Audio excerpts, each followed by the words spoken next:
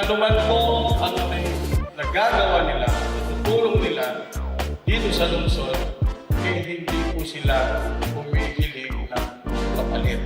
Kaya tapos puso po kami, nagpapasalamat po sa inyo sa mga naging past president, mga members, maraming salamat po sa inyo.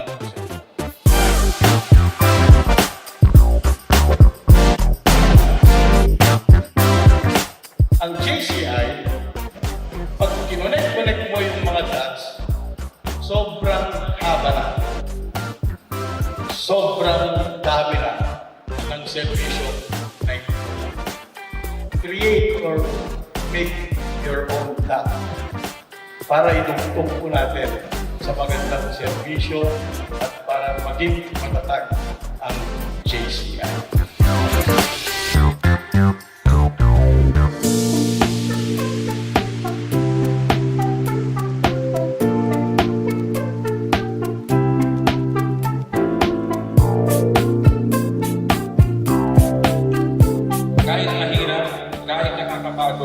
Na kahit minsan ang hirap ng mahalin ng organisasyon na ito, andito pa rin tayo. I guess that is the essence of being a JCI. Because after all the hardships and sacrifices you have experienced along the way, kapag naisip mo na yung mga natulungan nyo, the impact you made to the community, yung mga nabigyan nyo ng pag-asa at inspirasyon, masasabi mo, everything is really good.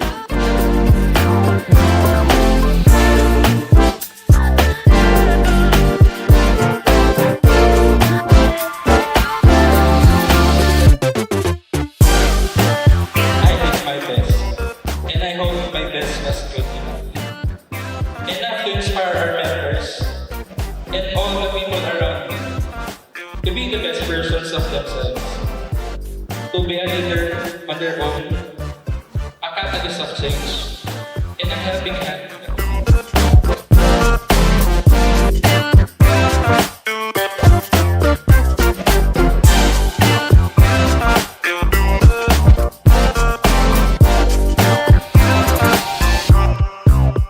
Though it won't be easy, the journey has not been simple or colorful.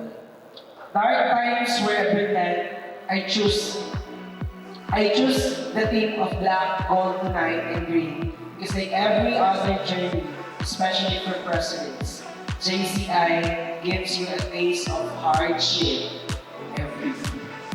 But it also leaves you with wonderful memories afterward because there's always a lesson learned, and that's the promise of this organization to make us better. Go home, baby. Can you just stay tonight? If you say so, I can't say no. But let me remind you, everyone who's here, that when you go out to the communities, we ask ourselves, bakit ba natin ginagawa ito?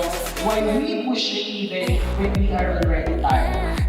What gives me JCI is really getting